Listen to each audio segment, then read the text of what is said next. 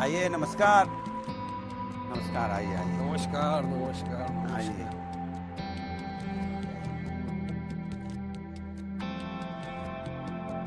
आइए जनाब, आइए आइए आइए। भाई आपको बहुत बहुत महाराष्ट्र की आपको बधाई दे दूं। धन्यवाद, शुक्रिया। आइए आइए आइए प्रोफेसर साहब, आइए। नमस्कार। आइए प्रोफेसर साहब, आपका वजन बढ़ रहा है, राजनीतिक भी बढ़ रहा है नमस्कार और शारीरिक भी बढ़ रहा है।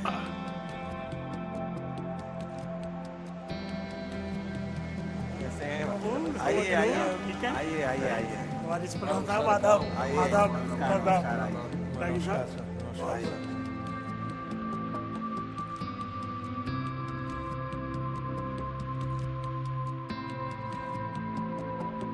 आइए अवैध जी, आइए आइए आइए आइए। नमस्कार नमस्कार। बड़े स्मार्ट लग रहे हैं। नमस्कार सर। नमस्कार नमस्कार।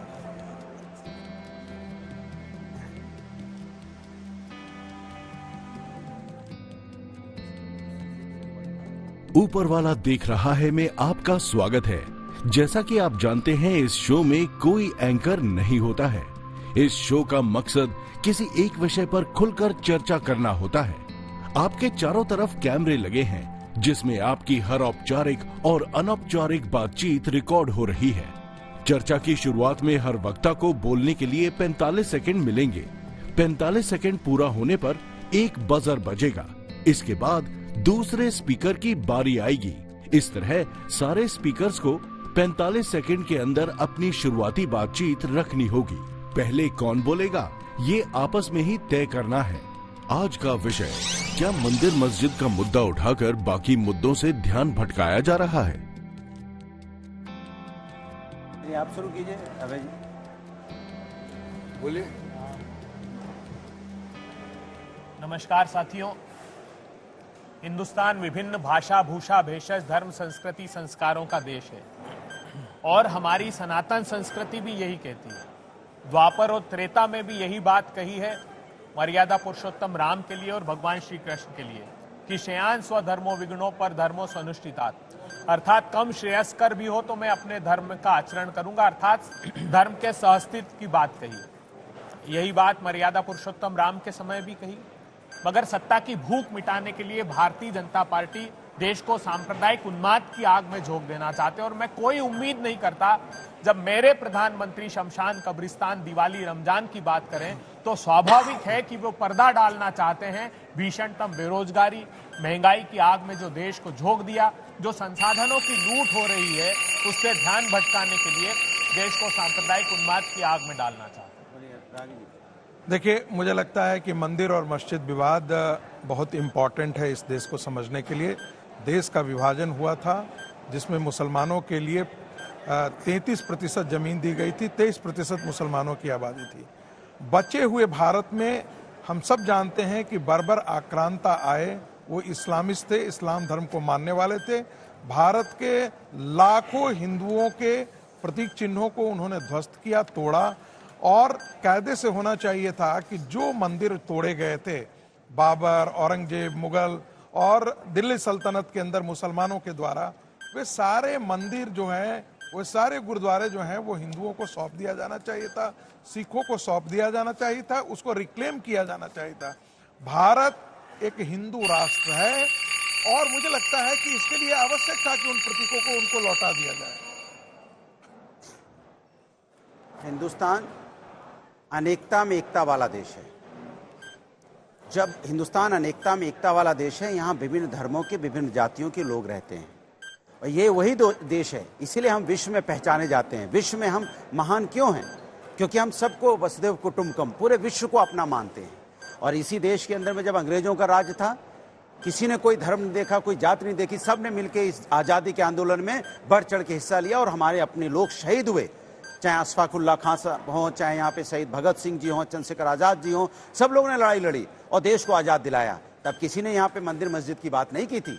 लेकिन भारतीय जनता पार्टी असली मुद्दों से ध्यान भटकाने के लिए, महंगाई, बेरोजगारी, महिला, किसान समस्याओं से ध्यान भटकाने के लिए लगातार धर्म की राजनीति कर रही है। मैं तो उनसे कहूंगा, राजनीति में धर्म की बात कीजिए। धर्म मेरा आस्था का विषय है, धर्म हमारा राजनीतिक विषय कभी नहीं हो सकता। देखिए, भारत एक महान देश है, गंगा जमुना तहजीब का हम प्रतीक दिखाते हैं, मगर 10 साल से जब से भाजपा की सरकार सत्ता में आई है, आप हम सब एक ही चीज देख रहे हैं, एक ही नफरत फैलाई जा रही है। मस्जिद, मंदिर, गाय, गंगा, दंगा, इसी नाम के ऊपर भाजपा अपनी सियासत सेकने की कोशिश करी। अभी आज देख लिया, 6 दिसंबर है, आज 6 दिसंबर 1992 हमको याद दिला दिया वो ब्लैक डे डेमोक्रेसी के अंदर। इसको 32 साल हो गए जिस दिन हमारी बाबरी मस्जिद को धोखे से शहीद कर दिया गया था।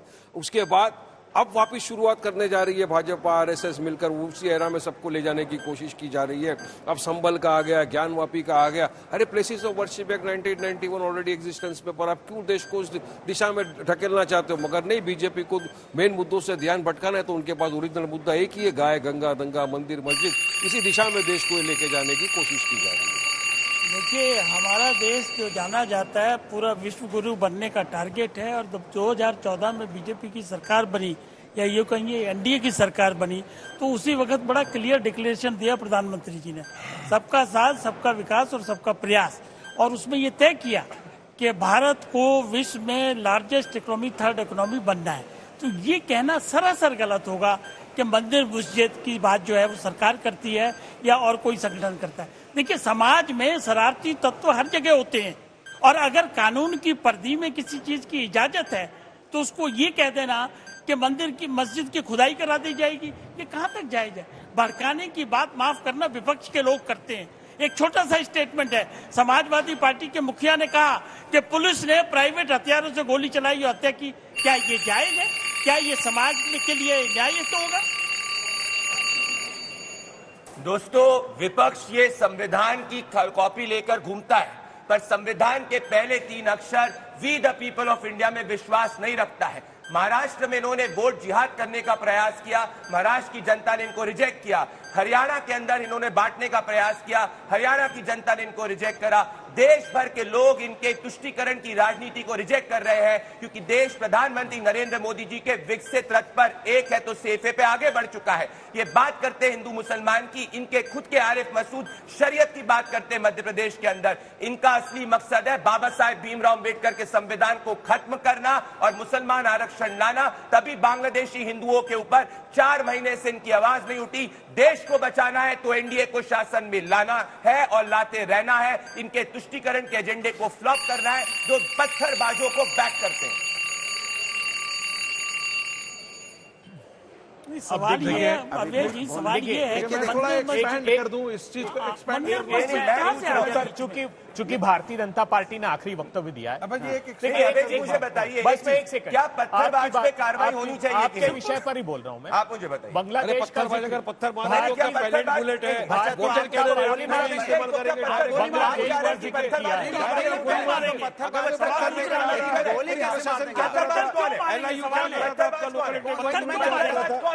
क्या वो क्रिमिनल नहीं है? जम्मू कश्मीर में 70 साल तक पत्थरबाजों का बैठ किया जाता है। कौन है बांग्लादेश? सवाल इस बात का है, किसने मारा पत्थर? पत्थर किसने मारा? हम उसमें नहीं जाना। कानून अपना संविधान का अधिकार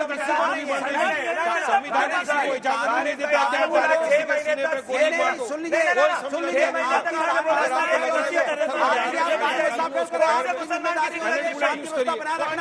आपकी जिम्मेदारी होती है कि इंटेलिजेंस डिपार्टमेंट के माध्यम से जानना कि वहाँ पे क्या हो रहा है। कानून व्यवस्था फेल हो गई है, पुलिस सिस्टम फेल हो गया है, आप पुलिस सिस्टम फेल हो गया है। इसी वजह से उत्तर प्रदेश के अंदर में चोरी, डकैती, हत्या, लूट मार, दंगे हो रहे हैं, क्योंकि पुलिस सिस्टम फेल हो गया है, आपकी सरकार फेल हो गई है, सरकार फेल हो गई है। बिल्कुल कानून से चलेगा, लेकिन गोली से नहीं चलेगा, बुलडोजर से नहीं चलेगा, यहाँ कानून से चलेगा, लेकिन गोली से नहीं चलेगा, बुलडोजर से नहीं चलेगा, इनकाउंटर से नहीं चलेगा, चलेगा न्यायपालिका से,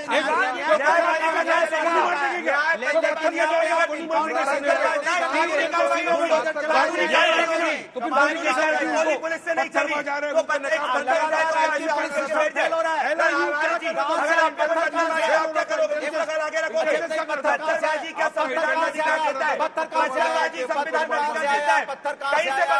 तो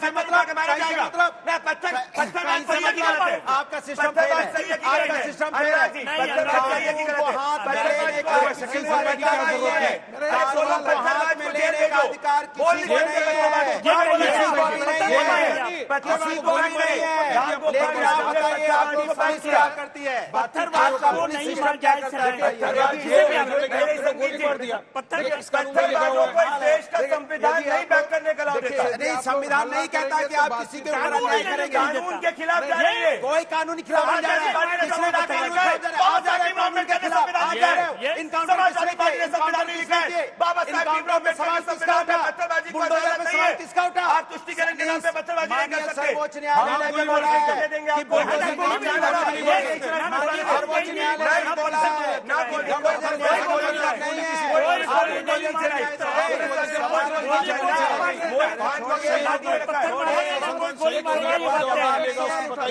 पत्थरबाज की हिमायत करेगा ना कोई गोलीबाज की हिमायत करेगा। बिल्कुल, तो आप कहिए, अच्छे कहता हूँ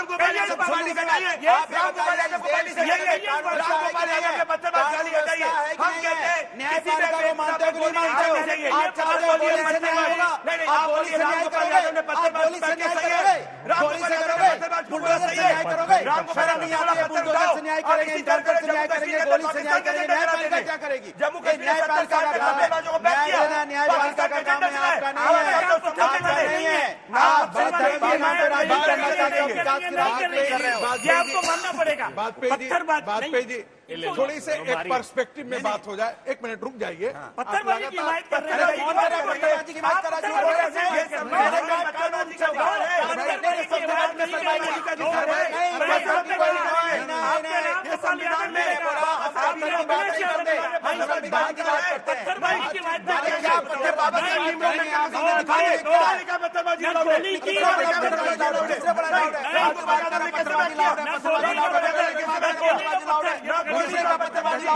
मैंने नहीं बोला, बिल्कुल सही बोला ना। आप संविधान को मानते नहीं हो, नहीं मानते हो। संविधान में सबको बराबरी का अधिकार है कि नहीं? संविधान में बराबरी का अधिकार है कि नहीं? मुस्लिम सिख ईसाई सब बराबर के हैं यहाँ पे, मानना पड़ेगा। दोनों में से कुछ नहीं। संविधान में बराबरी का अधिकार है, सबको बराबर का अधिकार है। पत्थर की बात नहीं हो रही है, संविधान में अधिकार की बात हो रही है, अधिकार की बात हो रही है। कहना पड़ेगा ये। अरे मैं तो कह रहा हूँ कि कानून व्यवस्था फेल हुई है, इनकी कानून व्यवस्था फेल हुई है। कैसे पत्थर आ गए? क्या पत्थर कैसे आ गए? पत्थर कैसे आए? उसकी जांच हो रही है, पत्थर कैसे आए? उसकी जांच पब्लिक कैसे आई? पब्लिक कैसे आई? पत्थर कैसे आए? पब्लिक कैसे आई? बताइए गलत स्टैंड क्यों ले रहे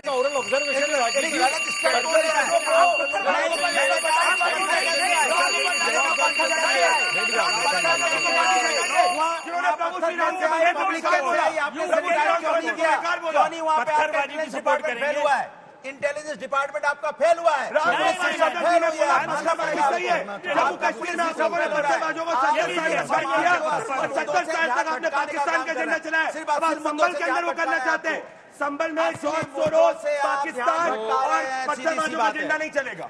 पत्थरबाजों का झंडा भी नहीं चलेगा, पुलिस की गोली भी नहीं चलेगी। संविधान के दायरे में सबको लेकर काम करना पड़ेगा। सुप्रीम कोर्ट ने कहा है एडमिनिस्ट्रेशन की जवाबदारी बनती है, बिल्कुल बनती है। नहीं कर सकते, इनको करना पड़ेगा। एक छोटा सा सवाल आप सबों से है, मैं ध्यान से सुन लीजिएगा, इसके बाद मत बोलने दीजिएगा। 1947 में भारत का विभाजन हुआ, ये सोच करके कि हिंदू मुस्लिम की जो समस्या होगी वो हमेशा के लिए खत्म हो जाएगी। आज वक्फ बोर्ड कहता है कि 400 साल पहले दान दिया गया था, ये हमारा 400 साल पहले है। एक सवाल मैं पूछना चाहता हूं, पाकिस्तान बनने के बाद पाक मुसलमानों को तो एक देश मिला, हिंदुओं को क्या मिला? उनकी विरासत, जो कि उनके मंदिर, उनके संस्कार, शिक्षा और उनकी सभ्यता के केंद्र थे। यदि उनको एक बाबर या मुगलों ने तोड़ा है, और यदि भारत का हिंदू, यदि उनकी आस्था उनमें है और यदि उनको चाहते हैं कि वो हमारा है, वो हमको मिल जाए, इस पर क्यों इस देश का मुसलमान, एक मिनट प्लीज मेरी बात सुन लीजिए। बिल्कुल बिल्कुल। मैं कांग्रेस से भी सवाल कर रहा हूं कि आप जो बाबर के पक्ष में खड़े हो जाते हैं, काशी के पक्ष में नहीं, सुन लीजिए, आप धर्म से सुनिए। कौन खड़ा होता है? वक्फ बोर्ड, एक सुन लीजिए मेरी बात, पहले पूरी बात सुन ले। तो खड़ा कौन होता है, ये तो वक्फ बताओ। बोर्ड के कानून के साथ आप सब खड़े हो जाते हैं, इसलिए क्योंकि उनका कहना है कि 400 साल पहले वो इस्लाम की संपत्ति थी, मुसलमानों की संपत्ति थी। हिंदुओं की संपत्ति, हमारे मंदिरों की संपत्ति को लूट लिया, बर्बरों ने तोड़ दिया इस्लाम के नाम पर। वो यदि हिंदू यदि मांग करता है वक्त में तो वो 2013 में सांप्रदायिक कौन कैसे लेके है? आया? संबल में यदि हमारा हरिहर मंदिर है वो सांप्रदायिक कैसे है? काशी विश्वनाथ पर मत करना। अरे दंगा तो तुम कराते हो अरे यार। आप कर रहे हो दंगा, तुम दंगा आप कर रहे हो दंगा, 2013 दंगा करके आप सत्ता से सत्ता पाना चाहते हो, नफरत की राजनीति से सत्ता पाना चाहते हो, विकास के रास्ते पे जाना नहीं चाहते। आप नहीं जानते तो कि युवाओं को अच्छे रास्ते पे ले जाना। इस देश के मुसलमानों की मानसिकता क्या बरकरार है? इससे पहले भी मैं जानना चाहता हूँ कि मैं तो सभी से जानना चाहता हूँ। बोलो ही मत, आपका तो कोई योगदान नहीं है। जब देश आजाद हो रहा था, इस देश का आंशिक इस्लामीकरण किया। देश आजाद हो रहा था तब उसमें किसी ने देखा हिंदू मुस्लिम सिख ईसाई, देश आजाद हो गया, उसके बाद आज आपको आप न्यायपालिका को नहीं मानते, आप न्याय विचार चाहते हो। बहस मुद्दे से भटक रही है। ऊपर वाला चाहता है कि आप सब मुद्दे पर ही चर्चा करें।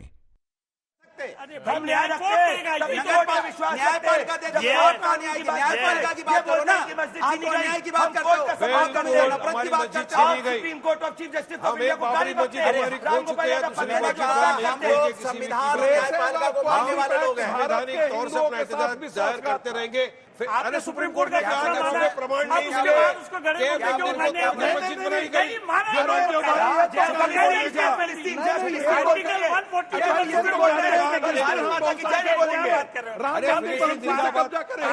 फिलिस्तीन बोलोगे, भारत वाजपेयी फिलिस्तीन मेरे साथ बोलो भारत माता की जय, बोलो भारत माता की जय, अब बोलो पत्थर बोलो भारत माता की जय, बोलो भारत माता की जय, भारत माता की जय, बोलो। अब बोलो जय श्री राम, आशीर्वाद बोलो किसको जय श्री मिला? राम, अयोध्या अब से बोलो प्रभु जय का श्री राम, आशीर्वाद किसको मिला? बोलो उसी समाजवादी को प्रभु का आशीर्वाद मिला है। ये देखो मन में चोर है, प्रभु ने इनको आशीर्वाद नहीं दिया, इसलिए हल्ला मचा रहे हैं, इसलिए नफरत की राजनीति कर रहे हैं। प्रभु का आशीर्वाद समाजवादियों के साथ है, समाजवादियों ने प्रभु का समाजवादी नहीं, आशीर्वाद है, समाजवादियों का आशीर्वाद मिला प्रभु का। प्रभु का आशीर्वाद समाजवादियों के साथ है। आज अयोध्या में प्रभु का आशीर्वाद समाजवादियों को मिला। सुनिए One किसी की भी आवाज नहीं हाँ आ रही है। यस एक एक करके हम सब सब बोल लेते हैं बस। 20-25 आप बोलिए थोड़ी देर बोल के आप आगे जाइए। मेरे अनुज अनिल ने पैलेस्टाइन का विषय उठाया, वहां से मैं बात प्रारंभ करता हूं। कल सहित भारत की सरकार ने यूनाइटेड नेशंस में 10 प्रस्ताव इजराइल के खिलाफ वोट किया है। 10 प्रस्तावों पर। आपने 6 महीने एक बाद मिनट, गाजा मैंने क्यों आपके बोला? बीच में नहीं बोला, प्लीज।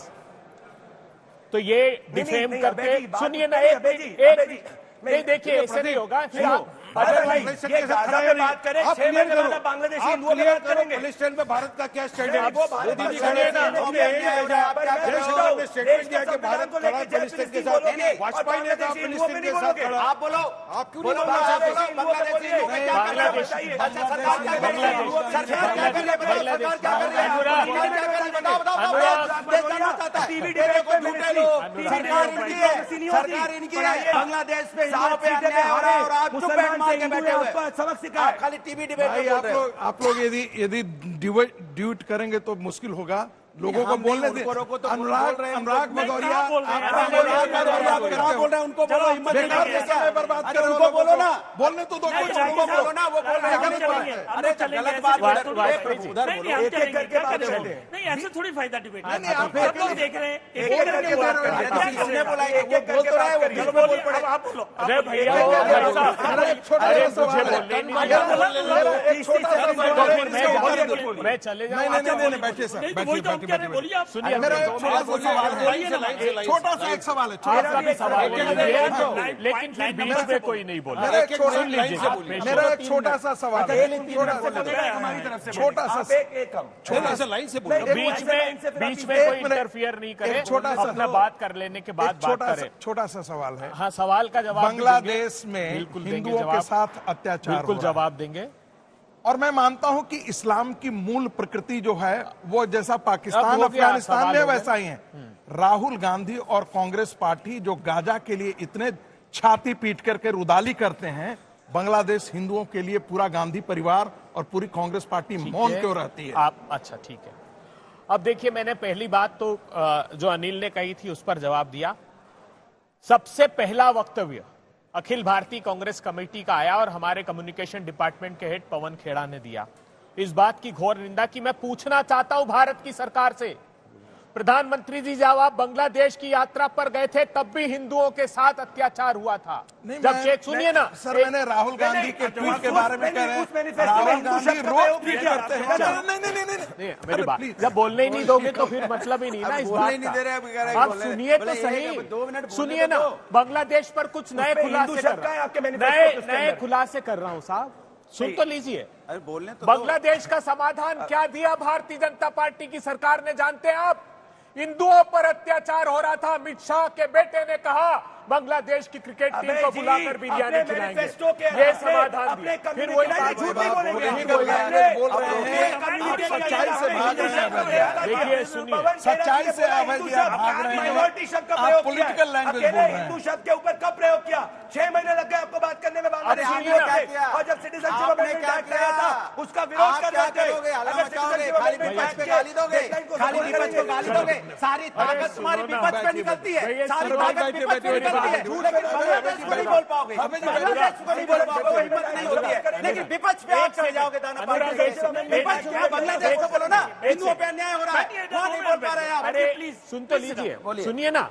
देखिए क्या है, धैर्य से सुनिए आप, मैं सच बता रहा हूं। ये हमारे देश के विदेश मंत्री जी का वक्तव्य पार्लियामेंट में, ये जो कह रहे हैं ना माइनॉरिटी, वो कह रहे हैं प्राथमिक जिम्मेदारी बांग्लादेश की है वहां के नागरिकों को बचाने की।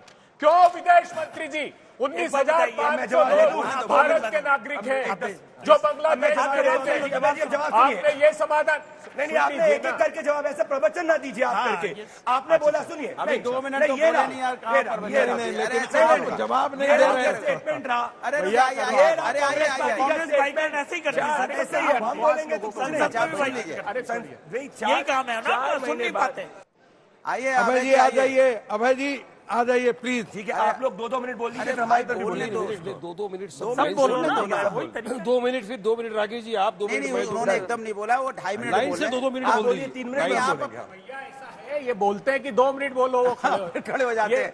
आप बोलो, आप ये लास्ट चांस है, नहीं तो बोलने ना अकेला दे दो, मोनोलॉग चलने दो, कोई दिक्कत नहीं। आप बोलो, 3 मिनट आराम से, पूरा 3 मिनट बोल लो, कोई दिक्कत नहीं। फिर आपस, फिर इधर से बोल के सब बोलेंगे, सबका हो जाएगा 3-3 मिनट। चलिए बोलिए। अब बांग्लादेश पर मेरे देश के विदेश मंत्री जी सदन में बयान देते हैं। वो कहते हैं कि जो बांग्लादेश है उसकी प्राइमरी रिस्पॉन्सिबिलिटी है नागरिकों की सुरक्षा करना।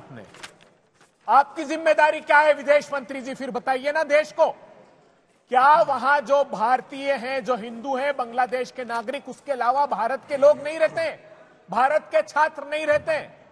और अपेक्षा करते हो आप हमसे कि हम राहुल गांधी जी इंटरवीन करें? अरे हट जाइए ना सरकार से, फिर हम इंटरवीन करते हैं। बात पाकिस्तान की सुनिए ना, एक के बाद एक पाकिस्तान भारत की, पाकिस्तान पर आतंकवाद भारत पर हमले कर रहा है और हमारा विदेश मंत्री वहां जाकर बिरयानी खा रहा है, डिनर डका रहा है। और ये देखिए क्या रिजोल्यूशन पास किया, मेरे विदेश मंत्री के रहते हुए चीन और पाकिस्तान ने रिजोल्यूशन पास किया कश्मीर के खिलाफ। प्रधानमंत्री मुंह में दही जमा कर क्यों बैठे थे? हिंदुओं पर अत्याचार हुआ, प्रधानमंत्री जी आपने कब बोला बताइए? माखनलाल बिद्रू का कत्ल हुआ कश्मीर में, आपने ट्वीट किया। राहुल भट्ट का कत्ल हुआ, आपने किया। प्रधानमंत्री जी आपने बताइए, आपका सम्मान के बाद सुनिए, एक बार भी अबे जी देखिए ये ड्रामा नहीं चलेगा। कश्मीर में बोला ना, पाकिस्तान में बोला। और मैं जानता हूं, कांग्रेस पार्टी ने अपने वक्तव्य के अंदर, कांग्रेस पार्टी ने अपने वक्तव्य के अंदर हिंदू शब्द का प्रयोग नहीं किया। 4 महीने तक इन्होंने बांग्लादेशी हिंदुओं की आवाज नहीं उठाई। 25 ट्वीट प्रियंका वाड्रा ने गाजा पे किए। सिटीजनशिप अमेंडमेंट एक्ट के ऊपर विरोध इन्होंने किया। तो बांग्लादेश से आए हिंदू जो है उनके लिए बात कर रहा था। क्या बात कर रहे हैं? प्रधानमंत्री बोलेंगे। अरे आप बताइए, प्रधानमंत्री नरेंद्र मोदी एक प्रॉमिस कर दो, आज आप बांग्लादेश को कम से कम मुंह मीठा कराना बंद कर दो, शक्कर सप्लाई बंद कर दो। आपकी बांग्लादेश बांग्लादेश में जो हो रहा है, ठीक है, गलत है, उसकी कंटेम्प्ट रॉबर्ट वाड्रा कि बांग्लादेश में सुनिए प्रदीप भाई, अगर बांग्लादेश में जो हो रहा है गलत हो रहा है, बांग्लादेश में हो रहा है गलत, लेकिन क्या उसका बदला हिंदुस्तानी मुसलमानों से लोगे? हिंदुस्तान के मुसलमानों के साथ अरे योगी बोल रहे हैं टेस्ट कराओ, उसका बदला क्या हिंदुस्तान के मुसलमानों से लोगे? हिंदुस्तान के माइनॉरिटी से लोगे? अरे बांग्लादेश से करो, शेख हसीना को बांग्लादेश में करते हुए। जैसा कि आप जानते हैं कि ये एआई का जमाना है और हमारी एआई होस्ट सना के मन में भी एक सवाल है। नमस्कार, मैं हूं सना, आपकी एआई होस्ट। मैं आप सभी स्पीकर्स से एक सवाल पूछना चाहती हूं, क्या राजनीतिक पार्टियां धर्म देखकर संवेदना जताती हैं?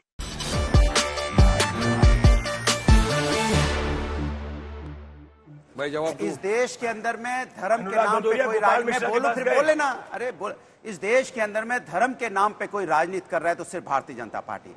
वो जनता के सुख दुख में नहीं शामिल होना चाहती, वो हिंदुस्तान की बात नहीं करती, वो धर्म के नाम पे राजनीति करती है। हम नफरत की बात नहीं करते, हम प्यार मोहब्बत से जीने वाले लोग हैं, प्यार मोहब्बत की राजनीति करते हैं, विकास की करते हैं, रोजगार पे करते हैं, किसान समस्या के समाधान पे करते हैं, महिलाओं की समस्या के समाधान पे करते हैं। ये वो पार्टी है जो धर्म के नाम पे राजनीति करती है। धर्म मेरा आस्था का विषय है, राजनीति विषय नहीं है, इसलिए प्रभु राम का आशीर्वाद हम लोग के साथ है।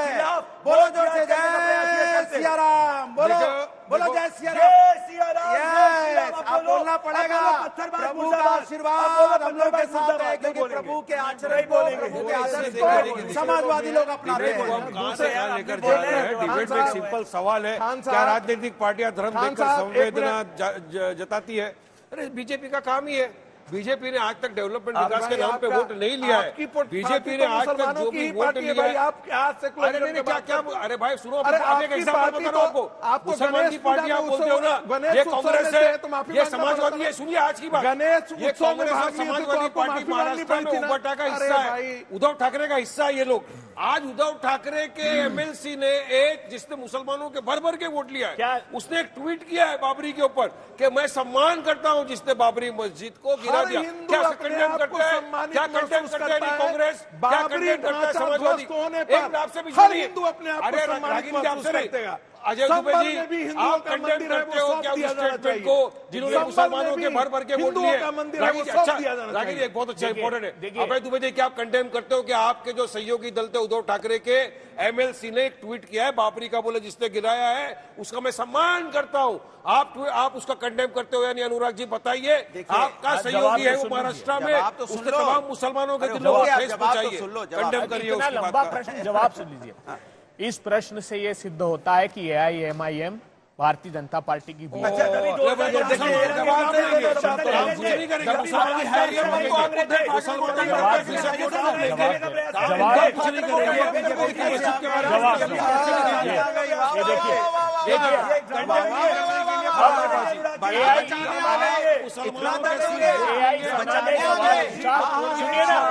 अरे सवाल जनता देख रही है, देखो मुसलमानों के 90% पर खुशियां मनाई जा रही है। कांग्रेस और समाजवादी का असली चेहरा आपके सामने लाके खड़ा कर दिया। कोई भी राजनीतिक पार्टी डिस्क्रिमिनेशन किसी के धर्म के नाम पे नहीं कर सकती है, ना कोई करती है ना कोई करेगी बीजेपी। लेकिन अगर किसी के घर कोई कैजुअलिटी होती है, अगर आप उसमें पिक एंड चूज करोगे तो किस पे डाउट बीजेपी डाउट से करती है ना, कौन सी पिक चूज करती है? क्या गौतम के घर में देखिए फिर वो गोपाल मिश्रा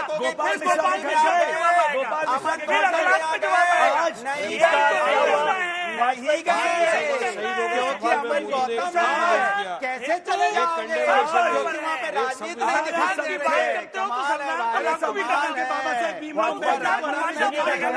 ये किताब इसको लागू करना पड़ेगा। लागू कौन करेगा? आपके राज में सिखों का कत्लेआम हुआ, क्या एक सजा हुई अब तक? क्या बताइए मुझे, एक सजा हुई है कांग्रेस? आप क्या बात कर रहे हैं? लगाने वाले लोग क्या बात कर रहे हैं? अनुराग भाई वाजपेयी जी, जवाब तो सुन लीजिए धैर्य पूर्वक। आप तो बड़ा पेशेंस रखते हैं। देखिए इसका अर्थ ये हुआ कि भारतीय जनता पार्टी शासित राज्य में ना तो गोपाल मिश्रा सुरक्षित है, ना बिल्कुल नदीम सही। सुरक्षित नहीं, है, ये ना- मत ना बोलिए। नईम सुरक्षित है, क्या ना बात कर रहे हो? सुनिए, ना गोपाल मिश्रा सुरक्षित है, सुनिए, आप सुरक्षित सुनिए, है, बिल्कुल सही कहा, बिल्कुल सही, ना नईम सुरक्षित, ना अमन गौतम सुरक्षित, कोई सुरक्षित नहीं है।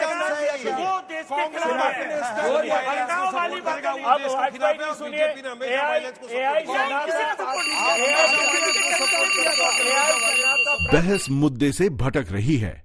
ऊपर वाला चाहता है कि आप सब मुद्दे पर ही चर्चा करें। एआई सना का प्रश्न था कि क्या राजनीतिक दल धर्म देखकर सद्भावना प्रकट करते? नहीं सना जी, भारतीय जनता पार्टी आतंकवादी देखकर सद्भावना प्रकट करती है। सैफुल्लाह फारूक जैसे दुर्दांत आतंकवादी को कश्मीर से चुनाव लड़ाया। तारिक अहमद मीर, भारतीय जनता पार्टी ने पाकिस्तान से हथियार सप्लाई करता था, उसको विधानसभा का टिकट दिया। तालिब हुसैन हमारे गृह मंत्री का मंच साझा करता है।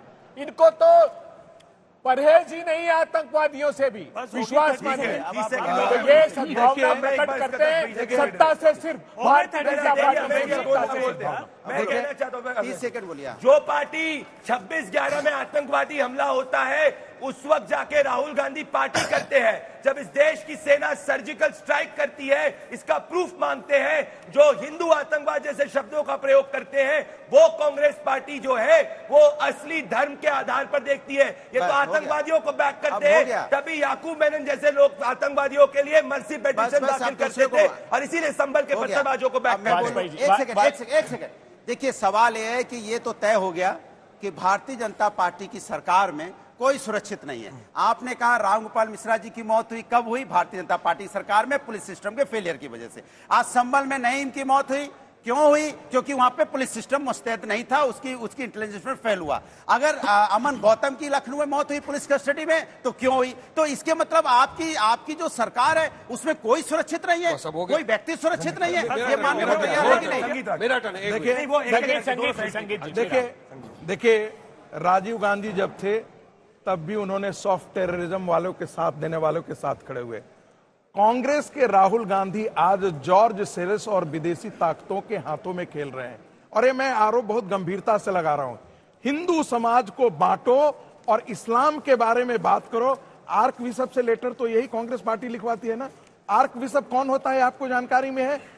वेटिकन का चर्च का हेड आर्क बिशप भारत में अपॉइंट करता है और वेटिकन एक स्वतंत्र क्रिश्चियन देश है। तो ऐसे लोगों से आप उम्मीद करें कि भारत के बाद एक अंतिम 10 सेकंड की बात कर रहा हूं। संभल के मद्दे पर और संभल जैसे ऐसे हर क्षेत्र पे जहां हिंदुओं के मंदिर तोड़े गए हैं, वहां मस्जिद की गई है, खड़ी की गई है, वहां कांग्रेस पार्टी को भारतीय जनता पार्टी के साथ खड़ी होनी चाहिए, राष्ट्रीय स्वयंसेवक संघ के साथ चलना चाहिए। क्या राजनीतिक पार्टियां धर्म देखकर मैं सवाल का जवाब देना चाहूंगा कि आज एक चीज तो आप सब तमाम जो मानेंगे, यहाँ बैठे हुए दर्शक भी मानेंगे कि जहां पर आप लोग बोल रहे थे कि मंदिर को तोड़ के मस्जिद बनाई गई, वहां तो सुप्रीम कोर्ट ने कहा कि नहीं, ऐसा कोई प्रमाण ही नहीं मिले।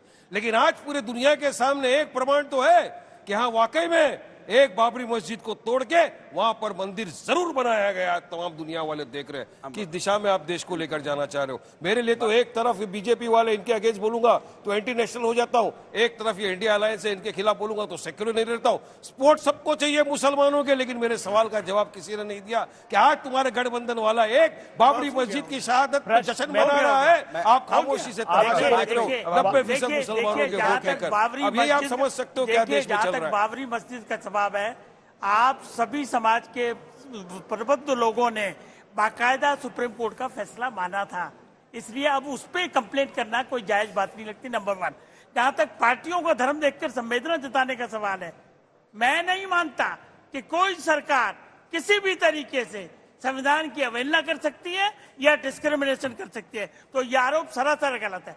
हाँ, इसके साथ ये अक्सर देखा गया है कि कई पार्टियां तुष्टीकरण के नाम पे डिस्क्रिमिनेशन भी करती हैं, जो कि सर्वता वलित नहीं है। उसका उदाहरण है मुलायम सिंह, स्वर्गीय मुलायम सिंह की सरकार।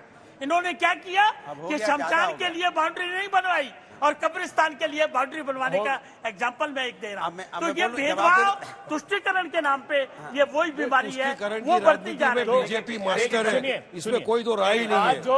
जो बुनियादी मुद्दे देश के हैं, किसान दिल्ली के दरवाजे पर खड़े हैं, प्रधानमंत्री जी से कह रहे हैं कि प्रधानमंत्री जी समर्थन मूल्य का कानून बना दीजिए।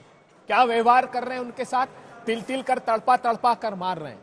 आज पहलवान बेटियां दिल्ली के दरवाजे पर आकर न्याय की गुहार लगाती है, गोल्ड मेडलिस्ट बेटियां, तो उनको मारा जाता है। आज युवा बेरोजगारी के अंधियार में धकेल दिए गए। किसानों की आमदनी 27 रुपए और उनके धन्ना सेठ 1600 करोड़ रुपए कमा रहा है। क्यों पार्लियामेंट में हम सवाल खड़ा कर रहे हैं प्रधानमंत्री जी, अगर यूएस में मुकदमा दर्ज होता है कि अडानी जी ने अनैतिक तरीके से रिश्वतखोरी की है, की तो आप बात जांच तो कांग्रेस कराइए पार्टी कम ने से कम। हरियाणा में करी थी। हर किसान ने भारतीय जनता पार्टी का समर्थन किया और महाराष्ट्र में भी किया। कांग्रेस पार्टी ने बाबा साहेब भीमराव अम्बेडकर को चुनाव लड़ाया। कांग्रेस पार्टी ने central hall of the parliament में बाबा साहेब भीमराव अम्बेडकर की प्रतिमा नहीं रखने दी। कांग्रेस पार्टी ने भारत रत्न बाबा साहेब भीमराव अम्बेडकर को नहीं दिया। कांग्रेस पार्टी ने किसान गरीब किसानों को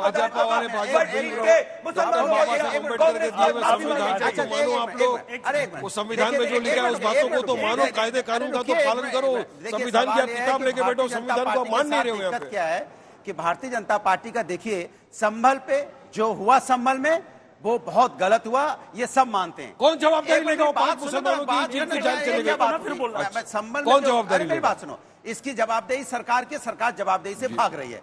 अब सवाल यह है कि इसी तरह से झांसी में 10 बच्चों की, नवजात बच्चों की मौत हुई है जलने से, आपके झांसी मेडिकल कॉलेज में। लेकिन भारतीय जनता पार्टी उन 10 बच्चों के बारे में कोई बात नहीं करती, सन्नाटा छा गई है, क्योंकि वहां धर्म की राजनीति दिखाई दे रही है, क्योंकि वहां धर्म की राजनीति दिखाई दे रही है। धर्म की राजनीति कर रहे हैं, धर्म के नाम पे राजनीति कर रहे हैं। आप बताइए, 10 बच्चों की मौत हुई, उसमें कभी चर्चा हुई क्या? नहीं बताइए, बीजेपी के कौन नेता गए? एक सेकंड का सवाल है, बीजेपी के एक सेकंड का मैं बोल दूंगा।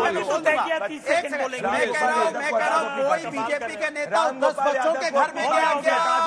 आप कोई एक सेकंड रुक जाओ, आप पकड़े जाते हो। अल्लाह, मैंने कहा एक सेकंड, ज्यादा नहीं। मैं कहूँ 10 बच्चों के घर में कोई बीजेपी का नेता गया क्या? नहीं गया, नहीं गया, कोई नेता नहीं गया, नहीं गया कोई नेता बच्चों के घर में, क्योंकि राजनीति दिखाई देती इसलिए नहीं जाएंगे। मत करो हिंदू मुसलमान। देखिए आप कर रहे हिंदू मुसलमान, देखिए झांसी के बच्चे का हिंदू बच्चे क्यों नहीं गए आप? झांसी के बच्चों के घर में मौत हुई है, बच्चों के घर में कौन गया बताइए उनके यहाँ। उसका खंडन करते। देखिए संभल में समस्या कहां पैदा हुई? संभल में जब पत्थरबाजी शुरू हुई, पत्थरबाजी आखिर क्या कारण है कि मुस्लिम मोहल्ले में ही इतनी पत्थरबाजी होती है? आप एक उदाहरण देखिए तो जरा, हिंदू मोहल्ले में इस प्रकार की पत्थरबाजी हुई। जिस दिन पहला दिन सर्वे हुआ, दूसरा दिन चाहे सर्वे हो या तीसरा दिन सर्वे हो, क्या कारण है कि एक इतनी बड़ी सुबह के सुबह 2000 लोगों की भीड़ है? इसका मतलब है कि कांग्रेस के द्वारा, समाजवादी पार्टी के द्वारा, इस्लामिक फोर्सेस के द्वारा पूरा का प्रायोजित हिंसा था। 10 सेकंड और जो जोगी बाबा ने कहा कि जो बांग्लादेश के अंदर जो मानसिकता है, वही मानसिकता संभल के अंदर। अभी मेरे सुधारा की दिखा देंगे संभल में क्या हुआ, मैं आपको बता दूं। सबसे पहले तो संभल के अंदर जो ऑर्डर पास किया शाम को 4 बजे 19 तारीख के दिन, तो सबको आपको समझ में आ गया था कि ऑर्डर फेवर में होने वाला है। आप 45 किलोमीटर दूर जा रहे हो, जहां पे मस्जिद है, ढोल ताशे के साथ जय श्री राम के नारे लगाते हुए आपने 9:30 तक सर्वे किया। आप बाहर आके बोल दिया सर्वे टीम ने सर्वे हो गया। 24 तारीख को आपको सर्वे करने की क्या जरूरत पड़ी? जब आपने वहां पे गए, पब्लिक आई, डायरेक्ट फायरिंग किया, वकील ने कहा, पुलिस ने कहा कि फायरिंग करने की जरूरत है। बात नंबर 2, अभी आपने योगी की बात किया। अरे मैटर सब जुदा ऐसे सुप्रीम कोर्ट में पेंडिंग है, तो क्या है चीफ मिनिस्टर का ये दायित्व नहीं बनता?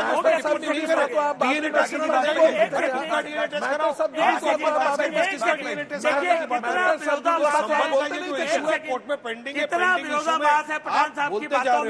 एक तरफ कह रहे हैं कि सर्वे की जरूरत क्या थी? क्या हो गया? सेकंड सर्वे की जरूरत क्या थी? सुनो, जवाब सुनो। कितना विरोधाभास है। एक तरफ तो कोई मैटर पेंडिंग है, दूसरी तरफ संभल में पेंडिंग नहीं था क्या? फिर उन्होंने कहा कि संभल में एक तरफा क्यों कर दिया? आप भी वकील हैं, हम भी वकील हैं, रोज एक्सपर्टी ऑर्डर होते हैं, ये कोर्ट का निर्णय है। आप कोर्ट के निर्णय को पत्थर से रोकेंगे? मुझे ये कहा ही नहीं होती है। कोर्ट का निर्णय उसकी अपील जाके रुकेगा, हायर कोर्ट जाके स्टे करेगी। इसीलिए हम कह रहे हैं कि पत्थरबाजी जायज कराना ये सत्ता गलत है, ये सत्ता गलत है। संविधान की दुहाई देने वाले लोगों को, संविधान की दुहाई देने वाले लोगों को पत्थर की वाजपेयी जी देखिए, भारतीय जनता पार्टी की सरकारें क्यों रुचि ले रही इन सर्वे में जानते हैं? क्योंकि वो बेरोजगारी का सर्वे कराना नहीं चाहते। अब आप मुझे बोलने तो दीजिए, मैंने आपके बीच में नहीं गलत बोला। आरोप है, तो आप उसका जवाब महंगाई का सर्वे नहीं करा रहे हैं, महिला अत्याचार का सर्वे नहीं करा रहे हैं, बेरोजगारी पर सर्वे कराइए, देश में कितनी बेरोजगारी है, अरे जवाब झूठ ना बोलिए ना प्लीज। झूठ ना लौटाया जाना चाहिए या नहीं, हिंदुओं को लौटाया जाना चाहिए या नहीं संभल का मंदिर? क्योंकि ये आप उत्तर नहीं समाज के अंतिम पंक्ति में खड़े हुए लोग जो सर्वे की मांग कर रहे हैं, प्रधानमंत्री जी अपने सेंसस में उनका सर्वे नहीं चाहते, दलित समाज के लोगों का सर्वे नहीं, जातिगत जनगणना का सर्वे नहीं चाहते, इसलिए इस सर्वे पर पर्दा डालने की कोशिश कर रहे हैं। ये क्यों इतना उन्माद है देश में जानते हैं? क्योंकि इन्होंने से पूछे अपनी ये दादी को क्यों हिंदुस्तान के एमएसएमई का जो सर्वे हुआ है ना, नाना को क्यों अपमानित जो कर रहे हैं? नॉन एग्रीकल्चर एस्टेब्लिशमेंट का सर्वे हुआ है, प्रधानमंत्री जी उस पर पर्दा डालना चाहते राहुल हैं। गांधी के पिता इसलिए ये सर्वे की आप देश के लोगों को ये बात। अब बारी है फोटो राउंड की। इसमें हम आपको बारी बारी से 2 तस्वीरें दिखाएंगे। आपको उन तस्वीरों पर एक एक लाइन बोलकर क्लोजिंग कमेंट देना है।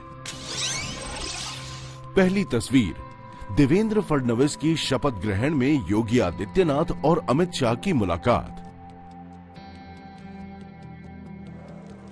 देखिए, शपथ ग्रहण समारोह महाराष्ट्र का ये तस्वीर ये स्पष्ट करती है कि एनडीए के विकास की महाराष्ट्र में जीत हुई है और कांग्रेस पार्टी के वोट जिहाद की हार हुई है। पॉजिटिव पॉलिटिक्स की जीत हुई है, यूनिटी एक है तो सेफ है की जीत हुई है, और कांग्रेस पार्टी के हिंदू समाज को बांटने की हार हुई है। कांग्रेस पार्टी को समझना चाहिए भाजपा के साथ है, अच्छा काम करती है।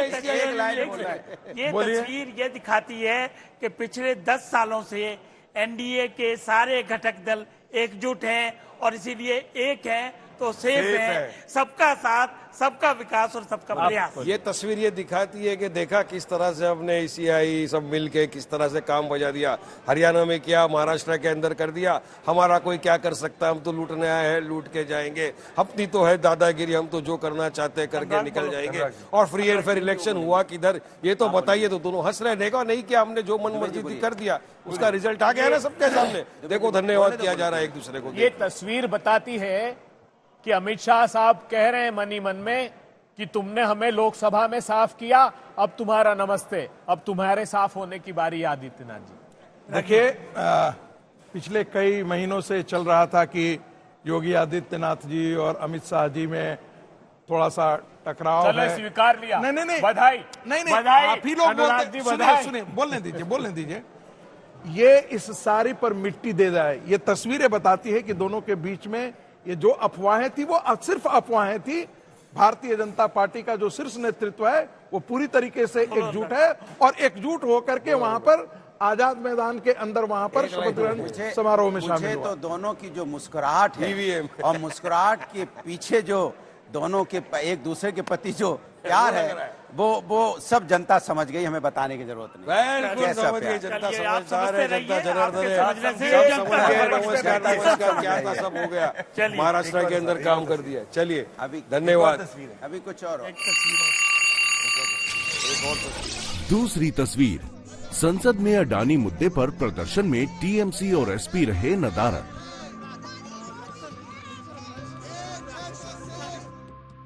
दुबे जी बोलिए। मैं बोलूं? एक लाइन मैं बोल दूंगा, उसका उत्तर दे दें। बोले तो एक तस्वीर देख करके पता लगा कि दोनों भाई बहन के आंखों पर पट्टी है, उन्होंने संविधान नहीं पढ़ रखा है। चलो हो गया, अब आप बोलिए।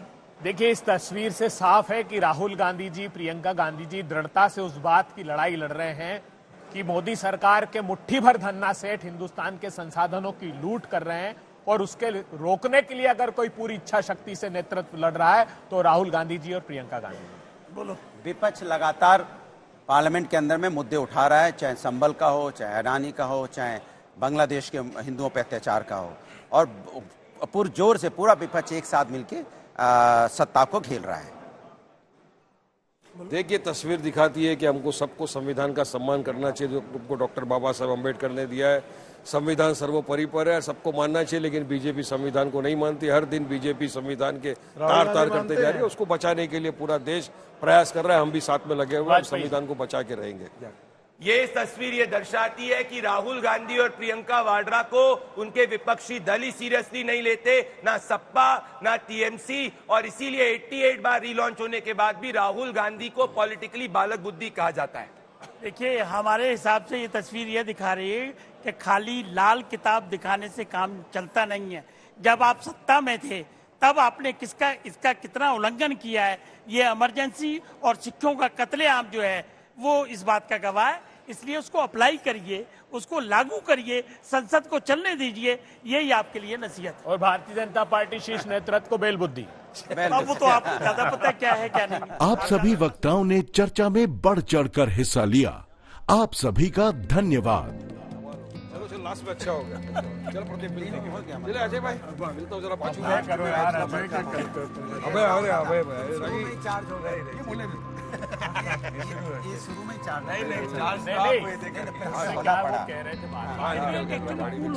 ज्यादा मैटर इनका भी जाता है। मैं तो कह रहा बोलने दो, मैं तो कह रहा बोलने दो, देखो उनके पास मैं तो कह रहा बोलने दो। तो क्या बोलने दे रहे हो? हम भी दोनों लग गए। आज की डिबेट का कल्प्रिट नहीं मैं नहीं। ये नहीं है, ये प्रदीप भंडारी। प्रदीप भंडारी।